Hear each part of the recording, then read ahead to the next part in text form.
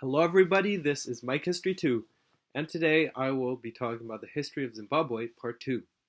So, during World War I, influenced by South Africa's reluctance to use African soldiers in what was widely considered a white man's war, Southern Rhodesia did not recruit Africans in large numbers until 1916, when the number of potential European volunteers not already in uniform became too small. The Rhodesia Native Regiment was formed in that year and included 2,507 men by 1918. Led by European officers, the African soldiers served with distinction in East Africa, soon becoming regarded as formidable bushfighters.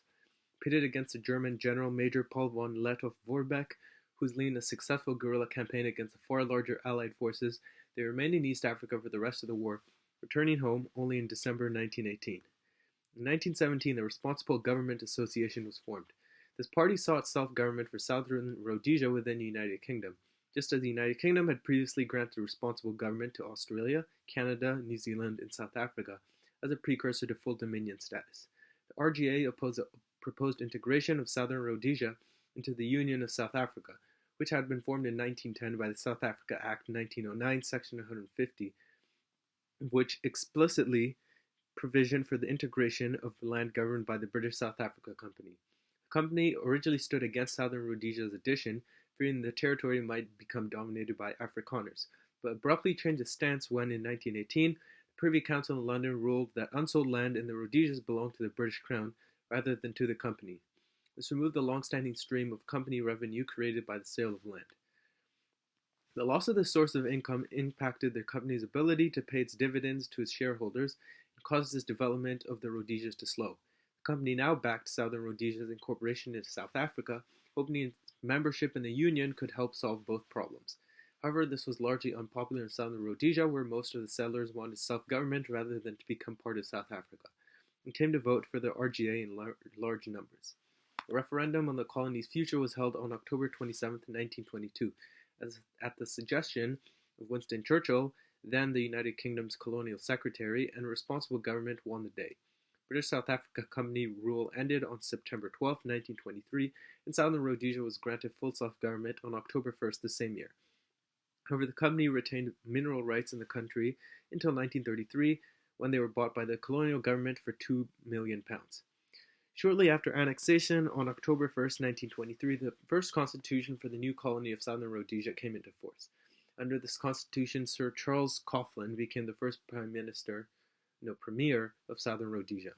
During World War II, Southern Rhodesian military units participated on the side of the United Kingdom and had the highest loss ratio of any British force during World War II. Additionally, the Rhodesian pilots earned the highest number of decorations and ace appellations of any group within the empire. This resulted in the royal family paying an unusual state visit to the area at the end of the war to thank the Rhodesian people. The Great Depression of the 1930s gave way to a post-war boom. This boom prompted the immigration of about 200,000 European settlers between 1945 and 1970, taking the European population up to 307,000. A large number of these immigrants were of British working-class origin. More settlers from the Belgian Congo, Kenya, Tanzania, and later Angola and Mozambique, as well as increased birth rate, raised the Rhodesian European population to 600,000 by 1976. The African population was about 6 million. Now in November 1950, Jim Griffiths, the Secretary of State for the Colonies, informed the House of Commons that the government had decided that there should be another examination of the possibility of a closer union between the Central African territories, that a conference of the respective governments and the Central African Council was being arranged for March 1951. The conference concluded that there was a need for closer association, pointing to the economic interdependence of the three territories. It was argued that individually the territories were vulnerable and would benefit from becoming a single unit with a more broadly based economy. It was also said the unification of certain public services would promote greater efficiency. Another conference was held in September 1951 at Victoria Falls, also attended by Griffiths and Patrick Gordon Walker. Another two conferences would be held in London in 1952 and 1953 respectively, where the federal structure was prepared in detail. The House of Commons approved the conference's proposals on March 24, 1953, and in April passed motions in favor of federating the territories of Northern Rhodesia and Nyasaland.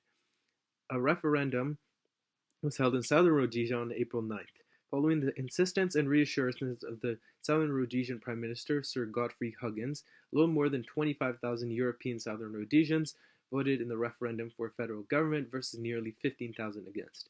However, a majority of Afrikaners and Africans in all three territories were resolutely against it, but they weren't allowed to vote. The federation came into being when the Parliament of the United Kingdom enacted the Rhodesia and Nyasaland Federation Act, 1953.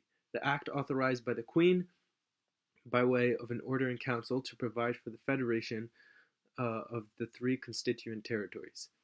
The order was made on August 1st, 1953, bringing certain provisions of the Constitution into operation. The first Governor-General, Lord Lalouen, assumed office on September 4th.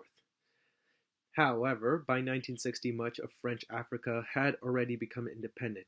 Belgium more hastily vacated its African territory, and thousands of European refugees fled the Belgian Congo from the brutalities of the Civil War and into southern Rhodesia.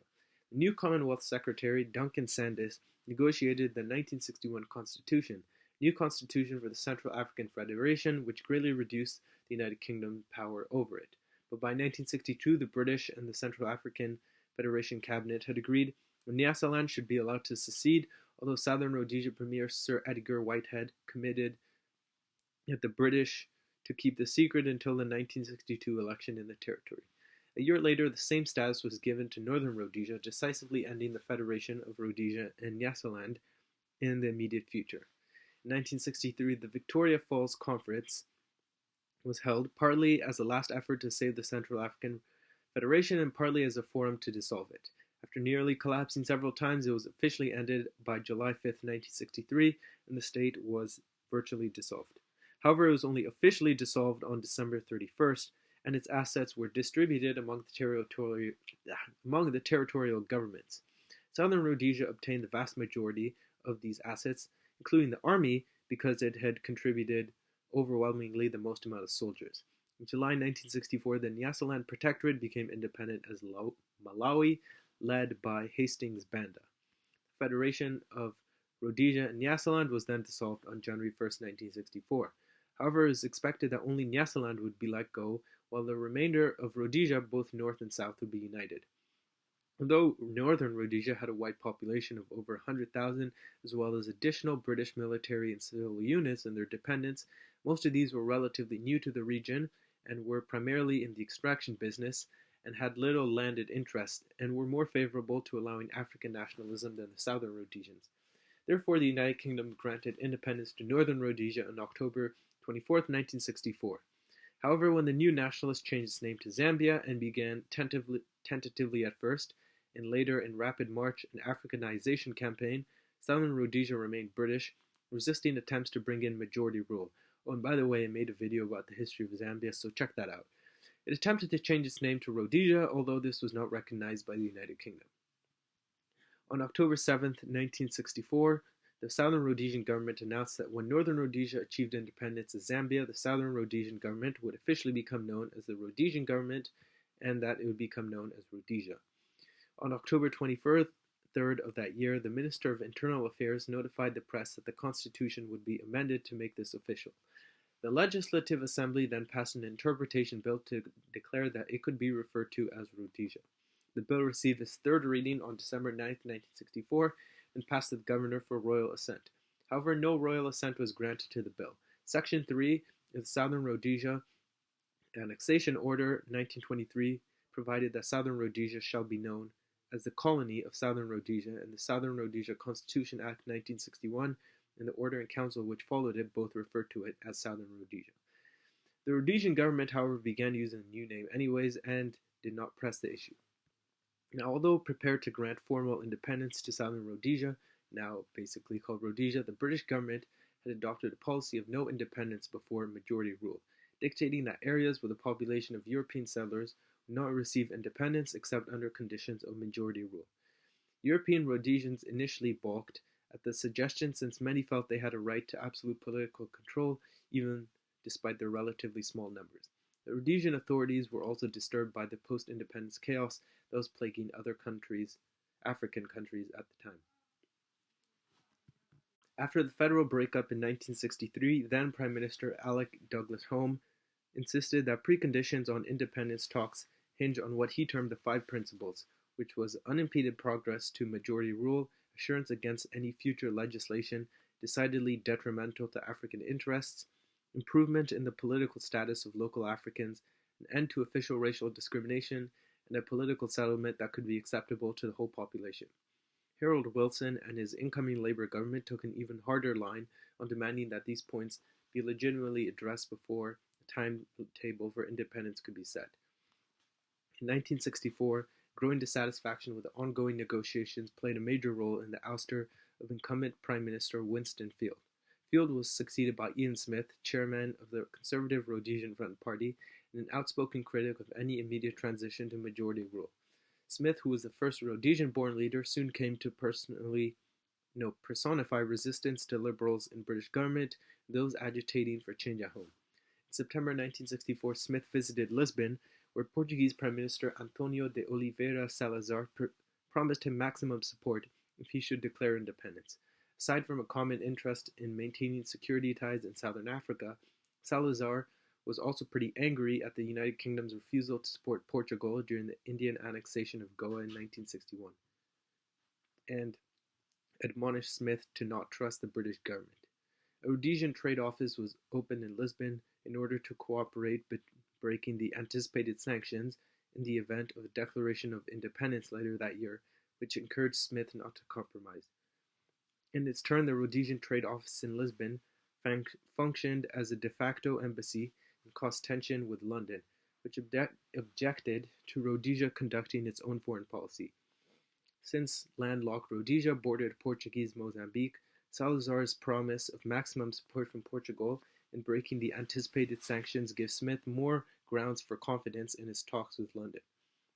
Smith ruled out acceptance for all 5 of the British principles as they stood, implying instead that Rhodesia was already legally entitled to independence, which was overwhelmingly endorsed by the predominantly European electorate in a referendum. Now, emboldened by the results of this referendum and the subsequent general election, the Rhodesian government threatened to declare independence without British consent. Harold Wilson countered by warning that such an irregular procedure would be considered treason, although he specifically rejected using armed force to quell a rebellion by English people or European Rhodesians of mainly British descent and origin, many of whom still possess sympathies and family ties to the United Kingdom. Wilson's refusal to consider a military option further encouraged Smith to proceed with his plans. Talks quickly broke down, and final efforts in October to achieve a settlement floundered, and the Smith government remained unwilling to accept the 5 principles of independence, and the British government argued that it would settle for nothing less. So what will happen next? Well, there's only one way to find out. Don't forget to like, subscribe, and share, and I'll see you next time.